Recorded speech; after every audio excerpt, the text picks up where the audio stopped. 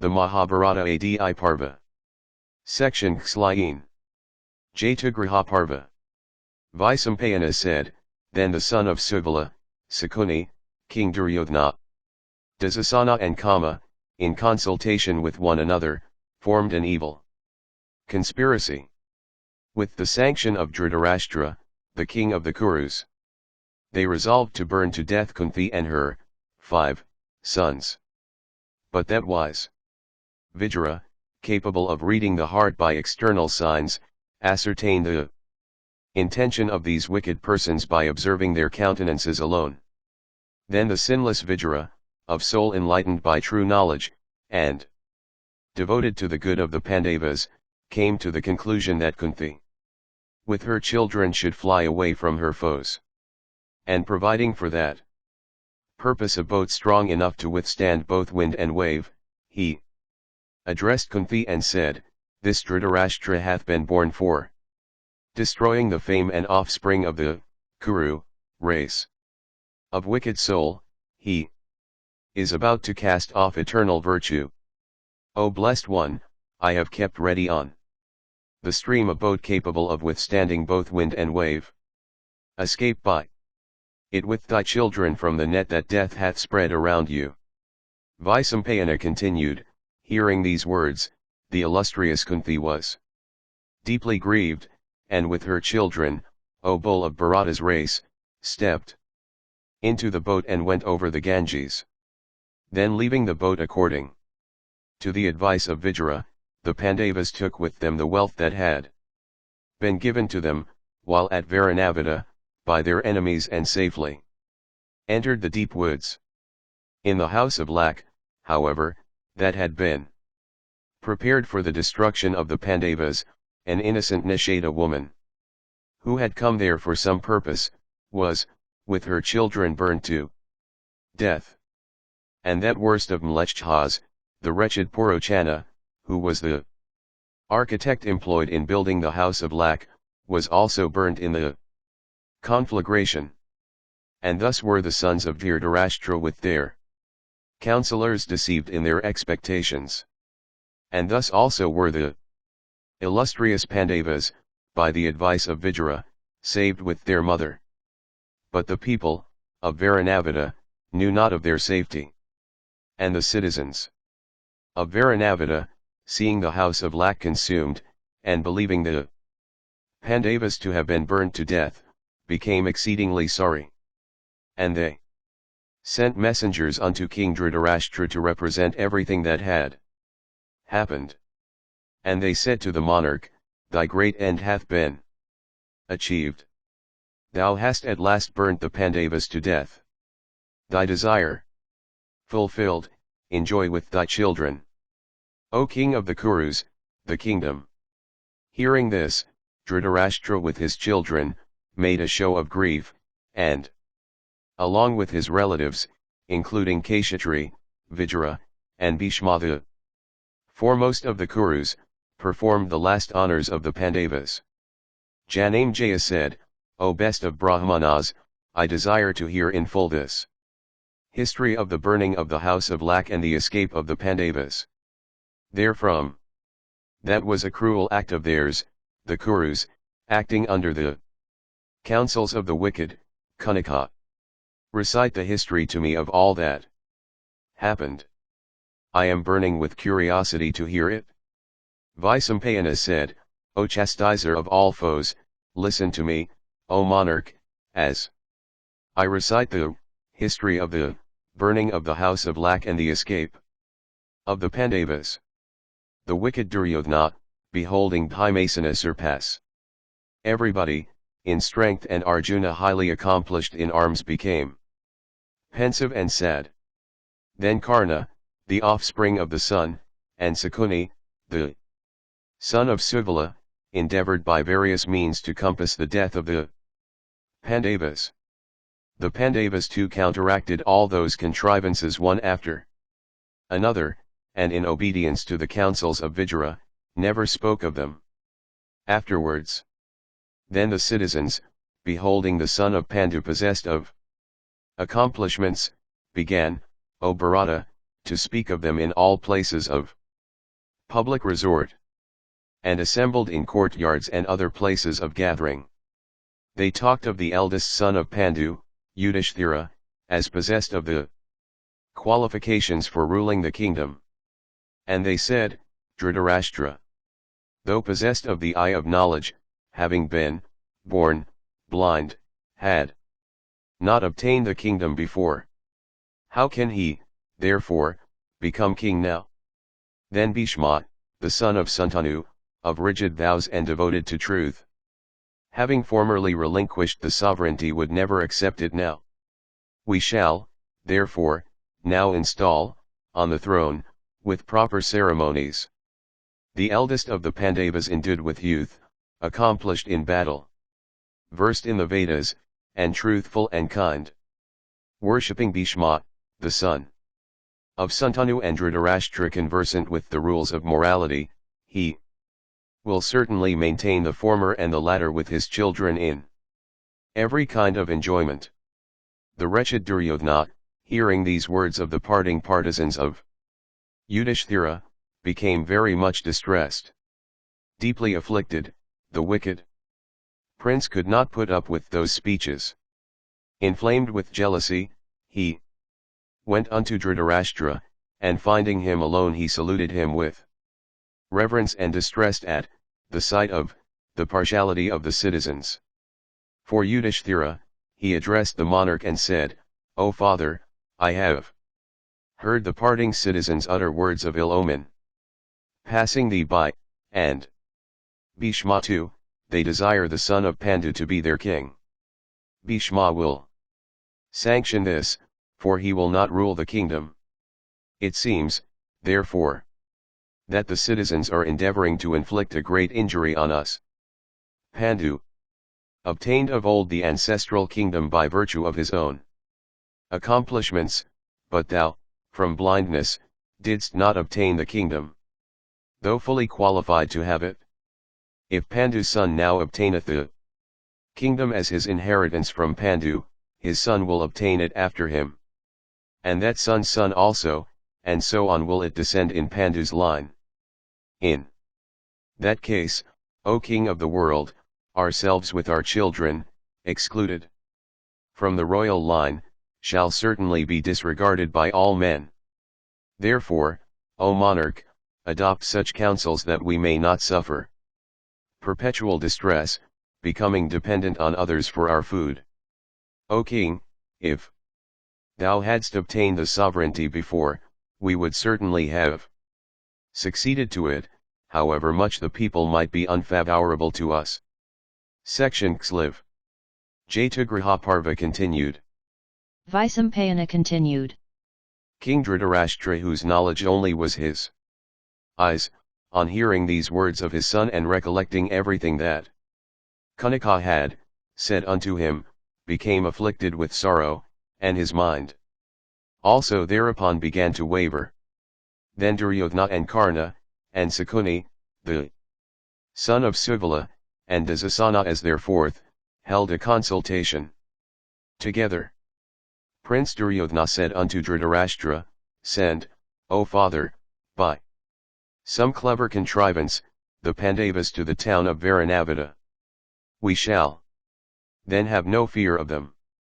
Dhritarashtra, on hearing these words uttered by his son, reflected for a moment and replied unto Duryodhana, saying, Pandu, ever devoted to virtue, always behaved dutifully towards all his relatives, but particularly towards me. He cared very little for the enjoyments of the world, but devotedly gave everything unto me, even the kingdom. His son is as much devoted to virtue as he, and is possessed of every accomplishment of worldwide fame.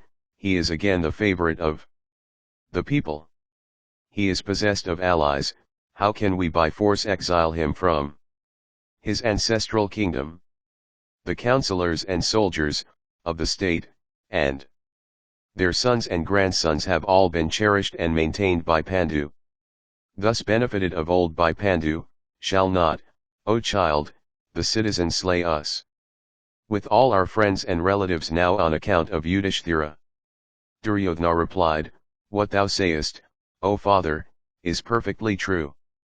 But, in view of the evil that is looming on the future as regards thyself, if we conciliate the people with wealth and honors, they would assuredly side with us for these proofs of our power. The treasury and the ministers of state, O king, are at this moment under our control. Therefore, it behoveth thee now to banish, by some gentle means, the Pandavas to the town of Varanavada, O king.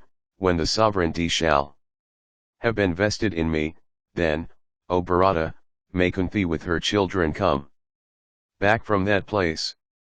Dhritarashtra replied, "This, O Duryodhana, is the very thought existing in my mind.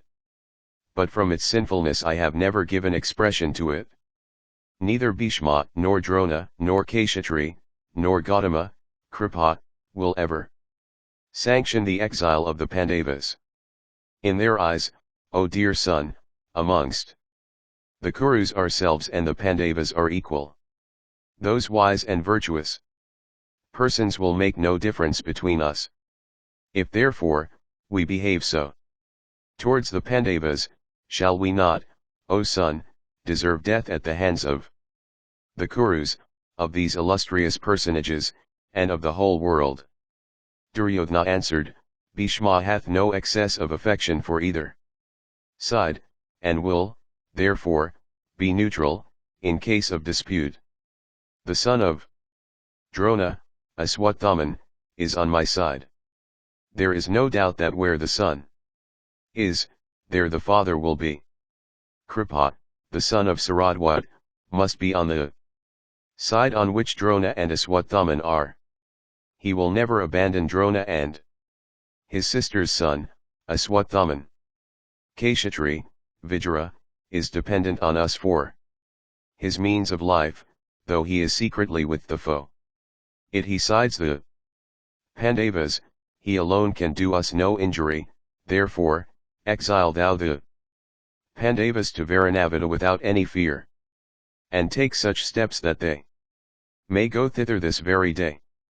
By this act, O father, extinguish the grief that consumeth me like a blazing fire, that robbeth me of sleep, and that pierces my heart even like a terrible dart." Section CXLV. Jatagriha Parva continued. Vaisampayana said, "Then Prince Duryodhana, along with his brothers began to gradually win over the people to his side by grants of wealth and honors. Meanwhile, some clever counselors, instructed by Dhritarashtra, one day began to describe, in court, the town of Varanavada as a charming place. And they said, the festival of Pasupati, Shiva, hath commenced in the town of Varanavada. The concourse of people is great and the procession is the most delightful of all ever witnessed on earth. Decked with every ornament, it charmed the hearts of all spectators." Thus did those counselors, instructed by Dhritarashtra, speak of Varanavada, and, whilst they were so speaking, the Pandavas, O king, felt the desire of going to that delightful town. And when the king, Dhritarashtra, ascertained that the curiosity of the Pandavas had been awakened, the son of Ambika addressed them, saying, "These men of mine often speak of Varanavada as the most delightful town in the world.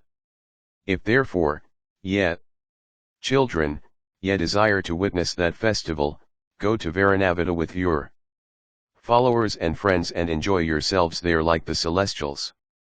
And give ye away pearls and gems unto the Brahmanas and the musicians, that may be assembled there, and sporting there for some time as ye please, like the resplendent celestials, and enjoying as much pleasure as ye like. Return ye to Hastinapura again." Vaisampayana continued, Yudhishthira, fully understanding the motives of Dhritarashtra and considering that he himself was weak and friendless, replied unto the king, saying, "So be it."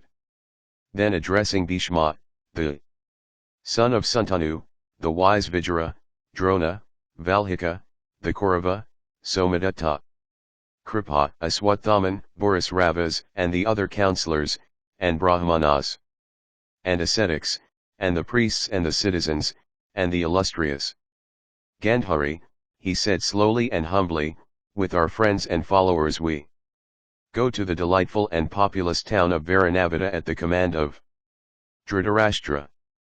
Cheerfully give us your benediction so that acquiring prosperity, therewith we may not be touched by sin. Thus addressed by the eldest of Pandu's sons, the Kaurava chiefs all cheerfully pronounced blessings on them, saying, Yes, sons of Pandu, let all the elements bless you along your way and let not the slightest evil befall you. The Pandavas, having performed propitiatory rites for obtaining their share of the kingdom, and finishing their preparations, set out for Varanavada. Section Xlv. Jatagriha Parva continued. Vaisampayana said, the wicked Duryodhana became very pleased when the king, O Bharata, had said so unto Pandavas. And, O bull of Bharata's race, Duryodhana, then, summoning his counselor, Purochana in private, took hold of his right hand and said, O Purochana, this world, so full of wealth, is mine. But it is thine equally with me. It behoveth thee, therefore, to protect it. I have no more trustworthy counselor than thee, with whom to consult. Therefore, O sire, keep my counsel and exterminate my foes by a clever device. Oh, do as I bid thee. The Pandavas have, by Dhritarashtra, been sent to Varanavada, where they will, at Dhritarashtra's command, enjoy themselves during the festivities. Do that, by which thou mayest this very day reach Varanavada in a car drawn by swift mules. Repairing thither, cause thou to be erected a quadrangular palace in the neighborhood of the arsenal, rich in the materials and furniture, and guard thou the mansion well, with prying eyes. And use thou, in erecting that house, hemp and resin and all other inflammable materials that are procurable.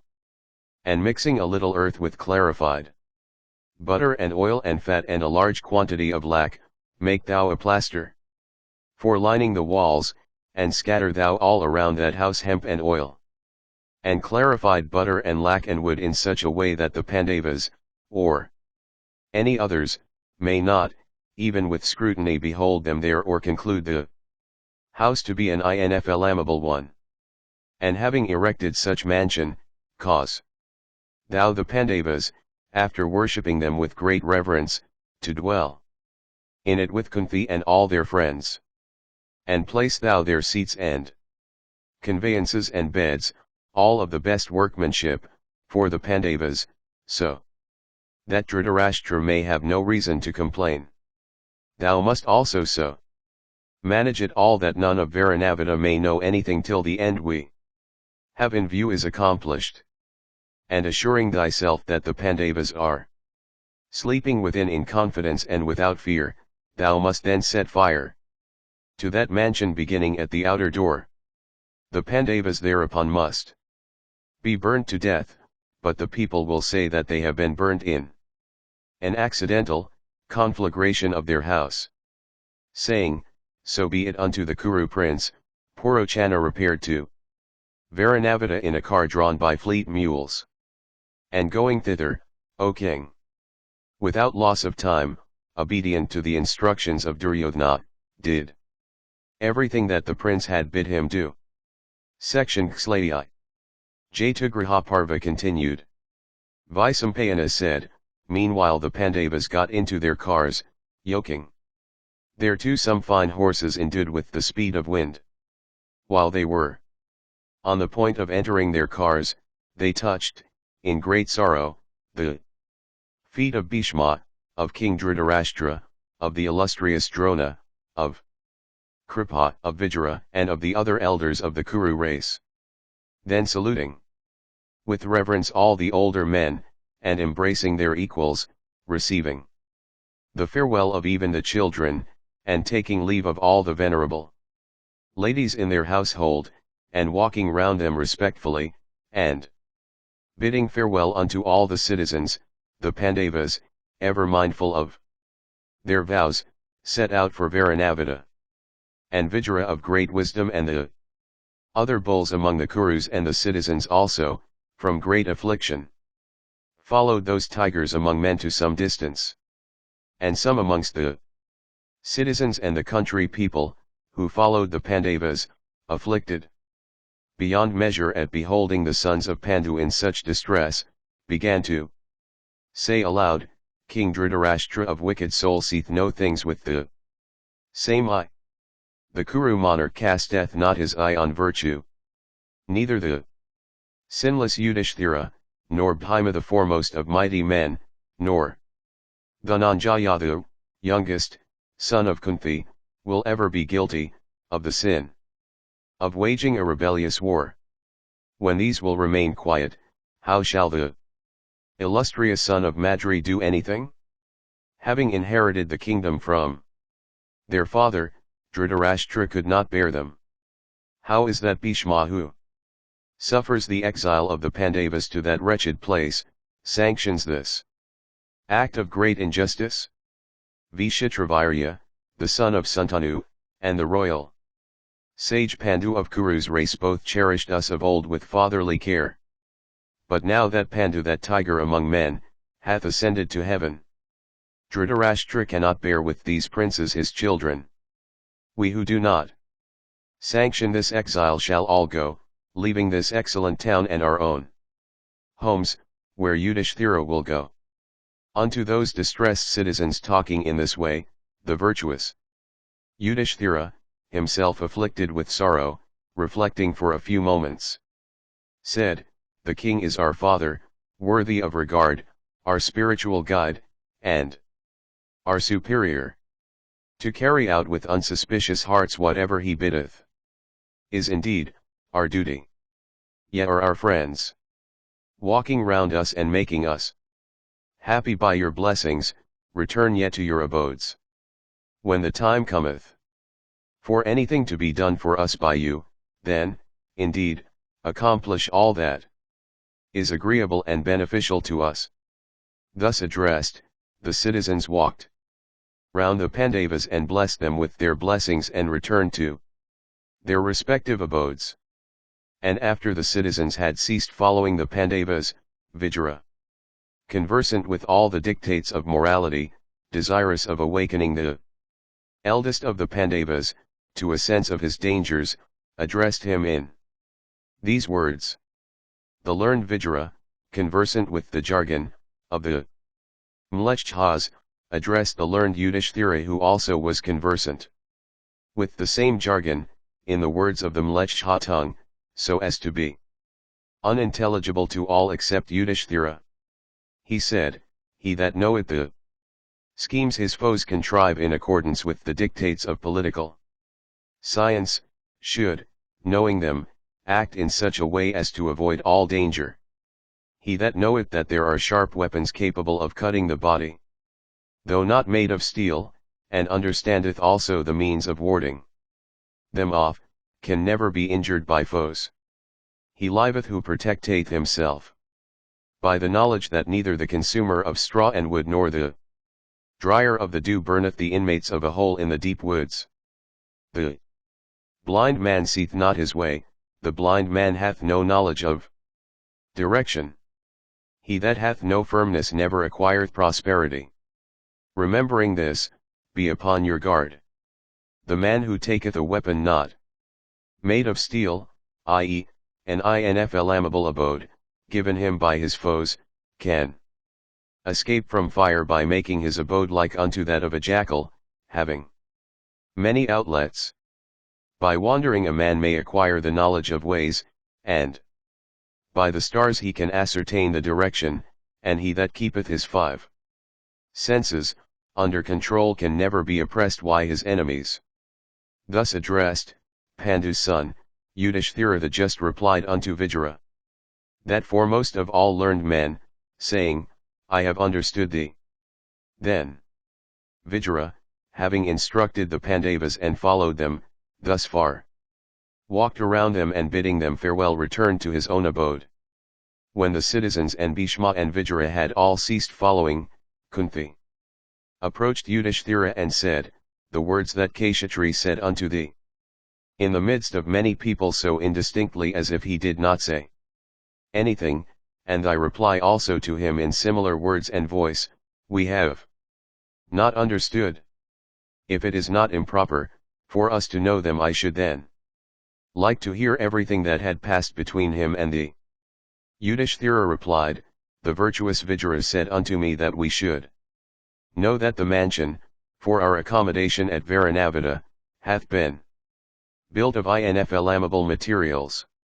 He said unto me, the path of escape too shall not be unknown to thee, and further those that can control their senses can acquire the sovereignty of the whole world. The reply that I gave unto Vijaya was, I have understood thee. Vaisampayana continued, the Pandavas set out on the 8th day of the month of Falguna when the star Rohini was in the ascendant, and arriving at Varanavada they beheld the town and the people. Section Xlayath. Jatagriha Parva continued. Vaisampayana said, then all the citizens of Varanavada, on hearing that the son of Pandu had come, were filled with joy at the tidings.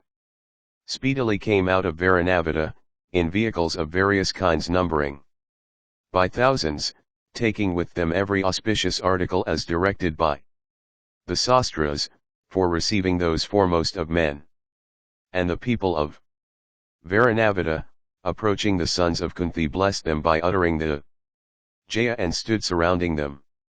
That tiger among men, viz., the virtuous Yudhishthira, thus surrounded by them, looked resplendent like him having the thunderbolt in his hands, viz., Indra, in the midst of the celestials.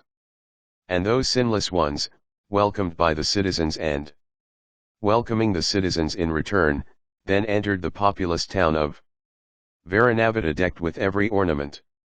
Entering the town, those heroes first went, O monarch, to the abodes of Brahmanas engaged in their proper duties.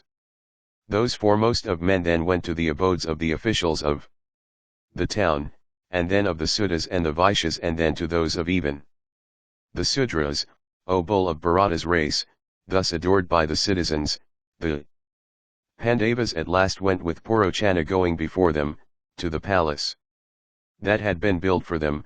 Purochana then began to place before them food and drink and beds and carpets, all of the first and most agreeable order.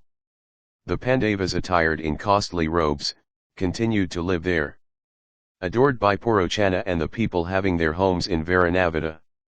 After the Pandavas had thus lived for 10 nights, Purochana spoke to them of the mansion he had built, called the Blessed Home, but in reality the Cursed House.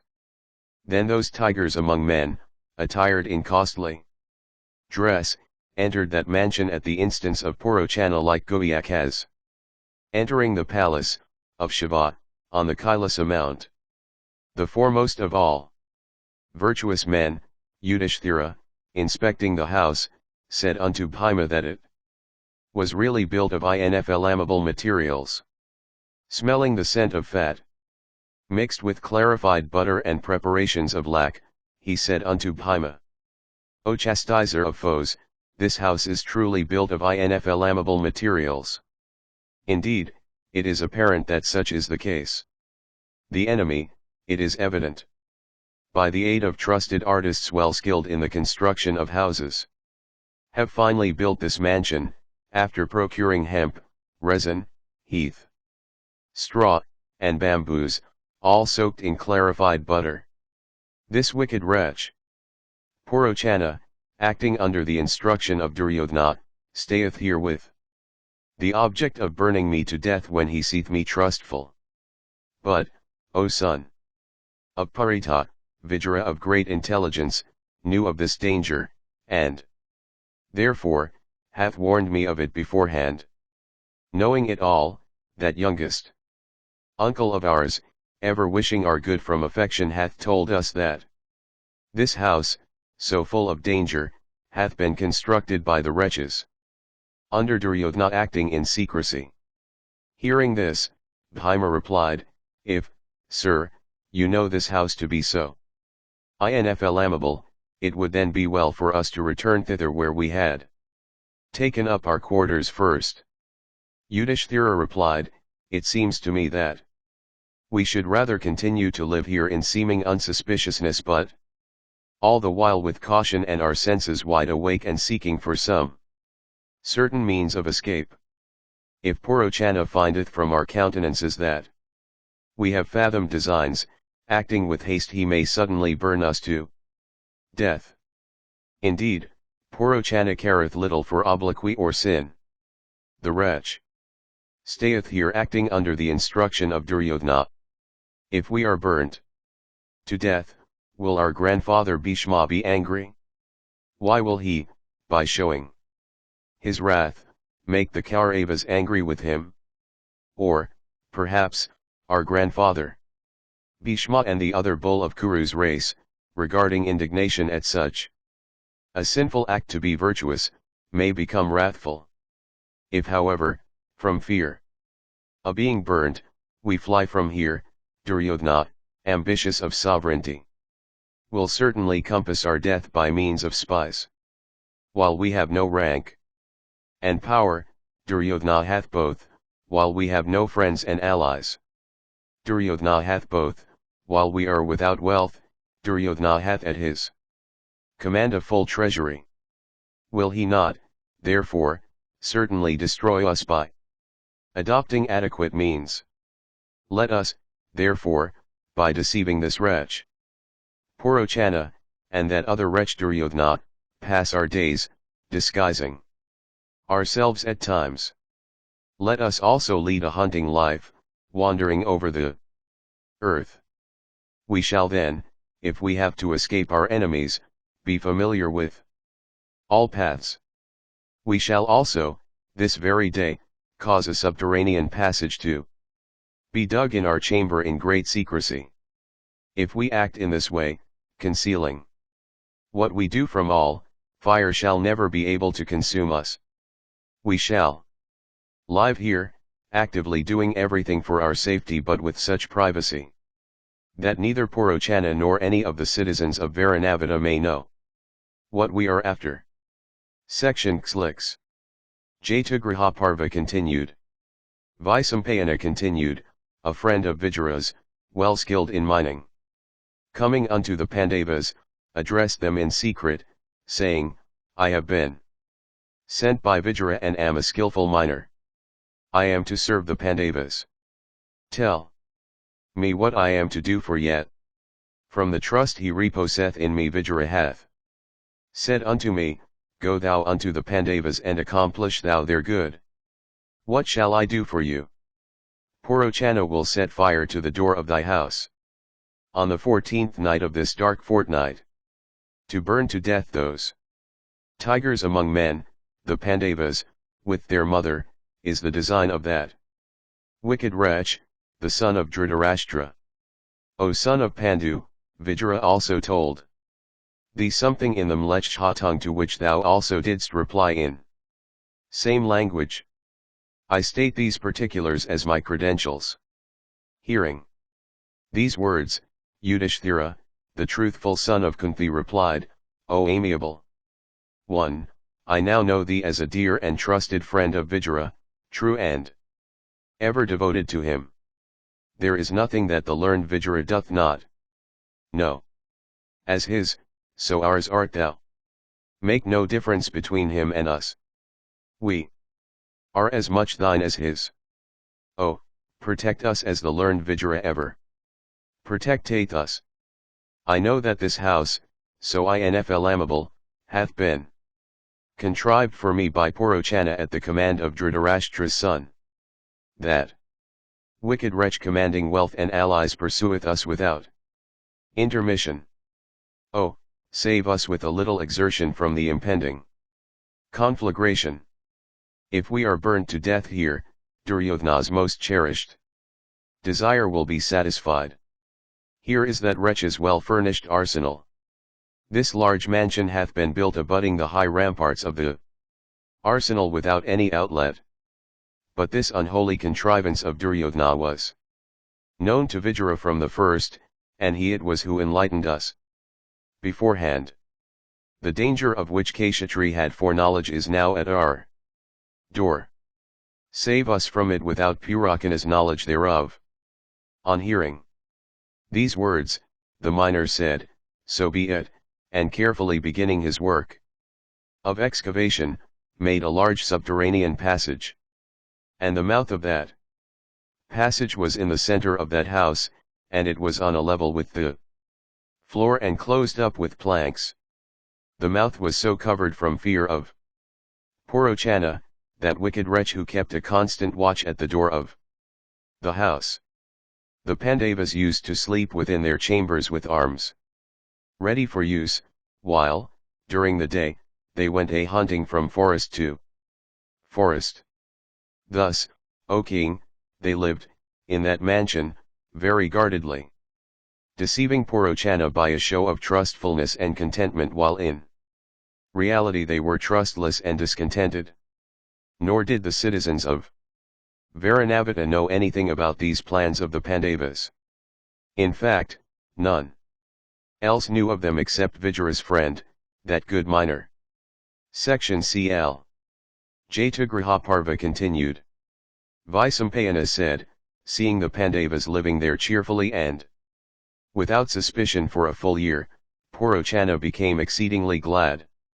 And beholding Porochana so very glad, Yudhishthira, the virtuous son of Kunti, addressing Bhima and Arjuna and the twins, Nakula and Sahadeva, said, the cruel-hearted wretch hath been well deceived. I think the time is come for our escape. Setting fire to the arsenal and burning Porochana to death and letting his body lie here, let us, 6 persons, fly hence, unobserved by all.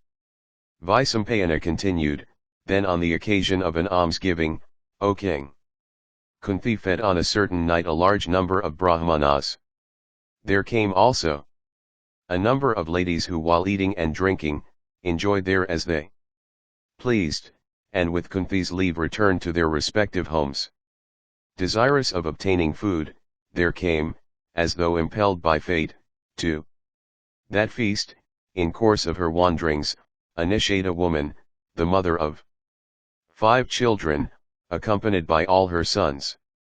O king, she, and her children, intoxicated with the wine they drank, became incapable, deprived of consciousness and more dead than alive, she with all her sons lay down in that mansion to sleep. Then when all the inmates of the house lay down to sleep, there began to blow a violent wind in the night. Bhima then set fire to the house just where Porochana was sleeping. Then the son of Pandu set fire to the door of that house of Lak. Then he set fire to the mansion in several parts all around. Then when the sons of Pandu were satisfied that the house had caught fire in several parts, those chastisers of foes with their mother, entered the subterranean passage without losing any time. Then the heat and the roar of the fire became intense and awakened the townspeople.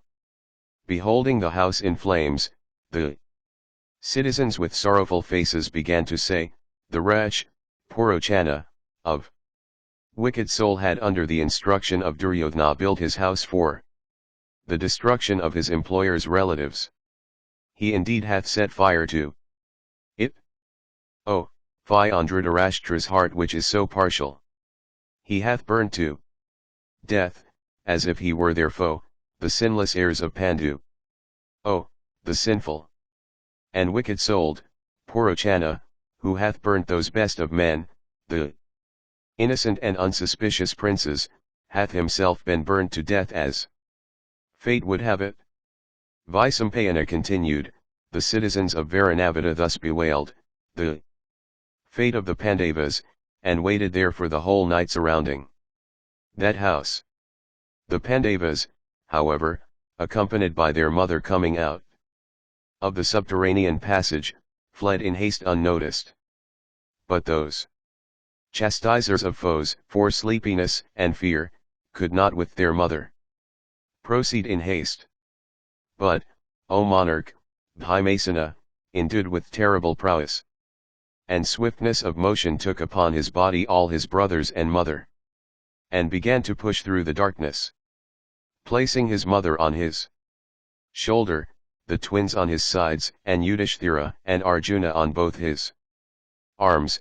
Vrkodara, of great energy and strength and endued with the speed of the wind, commenced his march, breaking the trees with his breast and pressing deep the earth with his stamp.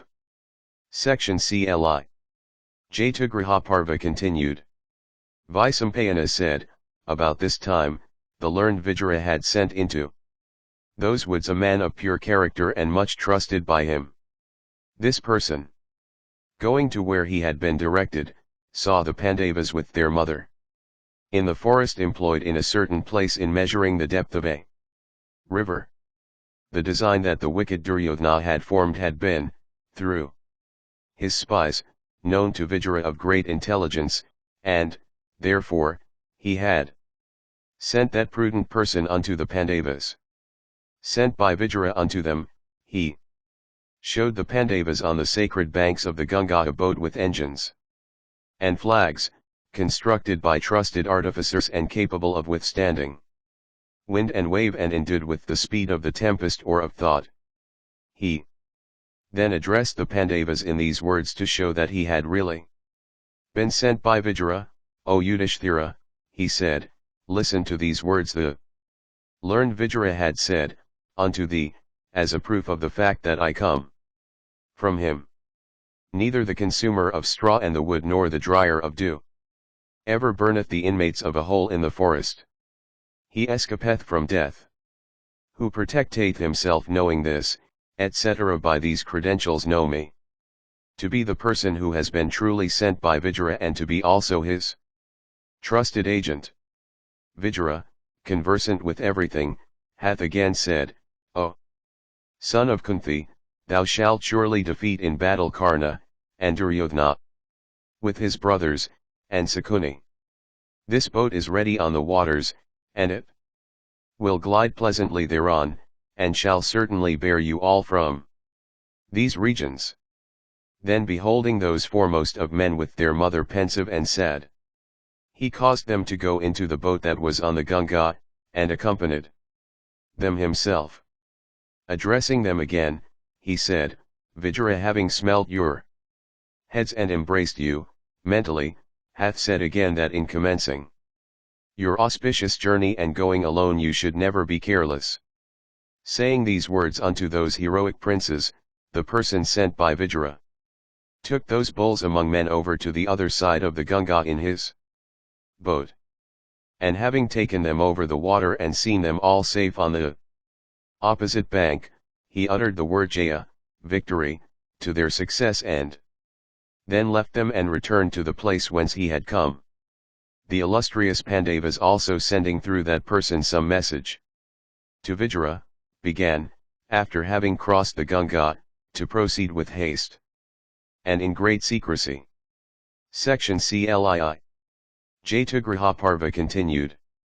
Vaisampayana said, then, when the night had passed away, a large concourse of the townspeople came there in haste to see the sons of Pandu. After extinguishing the fire, they saw that the house just burnt down had been built of lac in materials, and that Duryodhana's counselor Porochana had been burnt to death. And the people began to bewail aloud, saying, indeed, this had been contrived by the sinful Duryodhana for the destruction of the Pandavas. There is little doubt that Duryodhana hath, with Dhritarashtra's knowledge, burned to death the heirs of Pandu, else the prince would have been prevented by his father. There is little doubt that even Bhishma, the son of Santanu, and Drona, and Vijaya and Kripa and other Kauravas have not, any of them, followed the dictates of duty. Let us now send to Dhritarashtra to say, thy great desire hath been achieved. Thou hast burned to death the Pandavas. They then began to extinguish the members to obtain some trace of the Pandavas, and they saw the innocent Nishada woman with her 5 sons burned to death. Then the miner sent by Vijaya, while removing the ashes, covered the hole he had dug with those ashes in such a way that it remained unnoticed by all who had gone there. The citizens then sent to Dhritarashtra to inform him that the Pandavas, along with Duryodhana's counsellor Purochana, had been burned to death. King Dhritarashtra, on hearing the evil news of the death of the Pandavas, wept in great sorrow. And he said, King Pandu, my brother of great fame, hath, indeed, died today when those heroic sons of his, together with their mother, have been burned to death. Ye men, repair quickly to Varanavada and cause the funeral rites to be performed of those heroes and of the daughter of Kuntiraj. Let also the bones of the deceased be sanctified with the usual rites, and let all the beneficial and great acts, usual on such occasions, be performed. Let the friends and relatives of those that have been burned to death repair thither. Let also all other beneficial acts that ought, under the circumstances, to be performed by us for the Pandavas and Kunti be accomplished by wealth. Having said this, Dhritarashtra, the son of Ambika, surrounded by his relatives, offered oblations of water to the sons of Pandu. And all of them, afflicted with excessive sorrow, bewailed aloud, exclaiming, O Yudhishthira! O prince of the Kuru race! While others cried aloud, O Bhima, O Fulguna! While some again O the twins, O Kunti! Thus did they sorrow for the Pandavas and offer oblations of water unto them. The citizens also wept for the Pandavas, but Vijaya did not weep much, because he knew the truth. Meanwhile the Pandavas, endued with great strength with their mother, forming a company of 6 going out of the town of Varanavada, arrived at the banks of the Ganga. They then speedily reached the opposite bank. Aided by the strength of the boatmen's arms, the rapidity of the river's current, and a favorable wind, leaving the boat, they proceeded in the southern direction, finding their way in the dark by the light of the stars. After much suffering they at last reached, O king, a dense forest. They were then tired and thirsty, sleep was closing their eyes every moment. Then Yudhishthira, addressing Bhima endued with great energy, said, What can be more painful than this? We are now in the deep woods. We know not which side is which, nor can we proceed much further. We do not know whether that wretch Purochana hath or hath not been burned to death. How shall we escape from these dangers unseen by others? O Bharata, taking us on thyself, proceed thou as before. Thou alone amongst us art strong and swift as the wind. Thus addressed by Yudhishthira the just, the mighty Bhimasena, taking up on his body Kunti and his brothers, began to proceed with great seal writing. Section Klein. Jatagraha Parva continued. Vaisampayana said, As the mighty Bhima proceeded, the whole forest with its trees and their branches seemed to tremble, in consequence of their clash with his breast.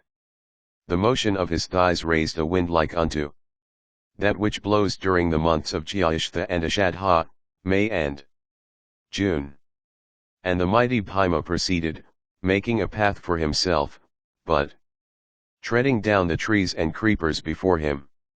In fact, he broke, by the pressure of his body, the large trees and plants, with their flowers and fruits, standing on his way.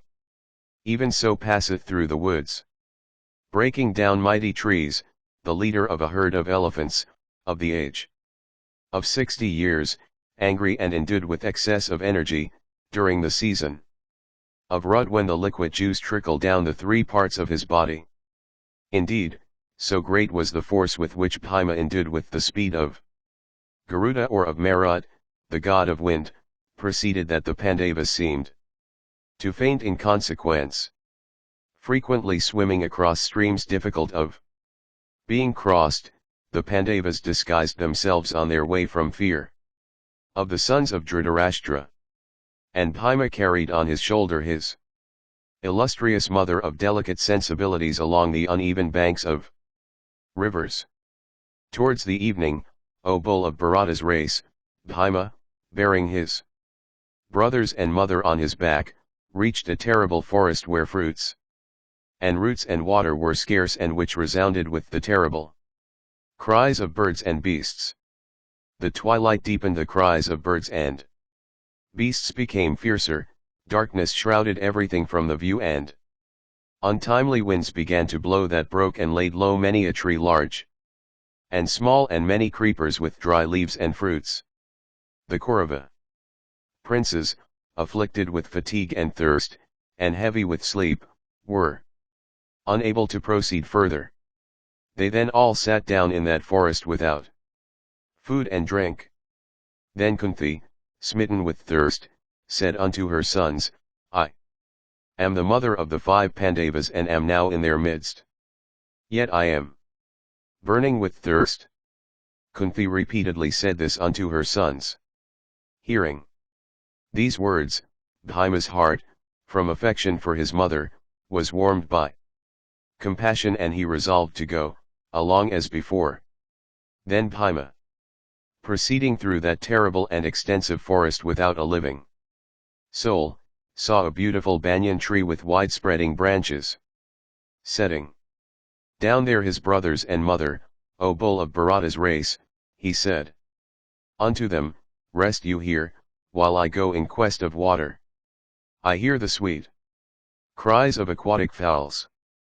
I think there must be a large pool here. Commanded, O Bharata, by his elder brother who said unto him, Go, Bhima proceeded in the direction whence the cries of those aquatic fowls were coming. And, O bull of Bharata's race, he soon came upon a lake and bathed and slaked his thirst. And affectionate unto his brothers, he brought for them, O Bharata, water by soaking his upper garments. Hastily retracing his way over those 4 miles he came unto where his mother was. And beholding her he was afflicted with sorrow and began to sigh like a snake. Distressed with grief at seeing his mother and brothers asleep on the bare ground, Vrkodara began to weep, O wretch that I am, who behold my brothers asleep on the bare ground, what can befall me more painful than this? Alas, they who formerly at Varanavata could not sleep on the softest and costliest beds are now asleep on the bare ground. Oh! What more painful sight shall I ever behold than that of Kunti the sister of Vasudev, that grinder of hostile hosts, the daughter of Kunti Raja herself decked with every auspicious mark, the daughter-in-law of Vishitravirya the wife of the illustrious Pandu the mother of us, 5 brothers, Kama resplendent as the filaments of the lotus and delicate and tender and fit to sleep on the costliest bed, thus asleep, as she should never be, on the bare ground. Oh, she who hath brought forth these sons by Dharma and Indra and Maruta, she who hath ever slept within palaces now sleepeth, fatigued, on the bare ground. What more painful sight shall ever be beheld by me than that of these tigers among men, my brothers, asleep on the ground? Oh, the virtuous Yudhishthira, who deserveth the sovereignty of the 3 worlds, sleepeth, fatigued, like an ordinary man, on the bare ground. This Arjuna, of the darkish hue of blue clouds, and unequalled amongst men, sleepeth on the ground like an ordinary person. Oh, what can be more painful than this? Oh, the twins, who in beauty are like the twin Aswins amongst the celestials, are asleep like ordinary mortals on the bare ground. He who hath no jealous evil-minded relatives, liveth in happiness in this world. Like a single tree in a village. The tree that standeth single in a village with its leaves and fruits, from absence of other of the same species, becometh sacred and is worshipped and venerated by all.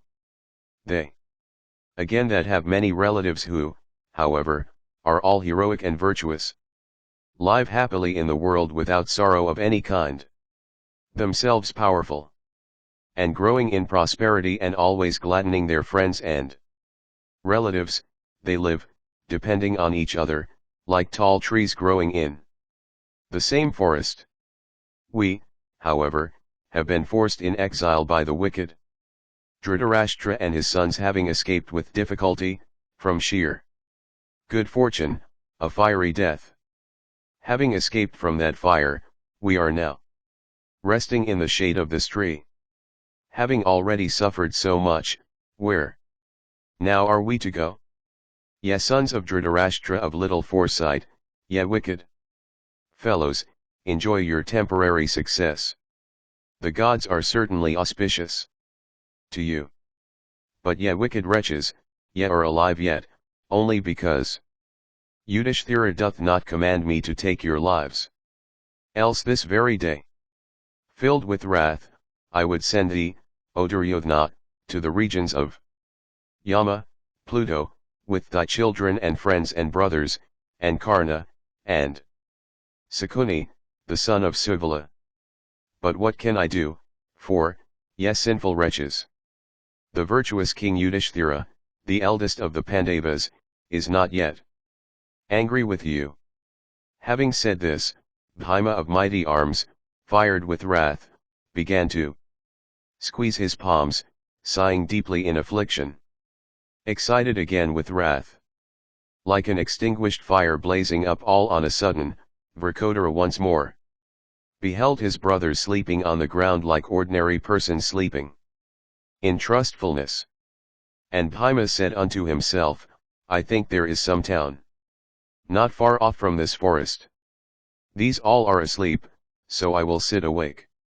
And this will slake their thirst after they rise refreshed from sleep. Saying this, Bhima sat there awake, keeping watch over his sleeping mother and brothers.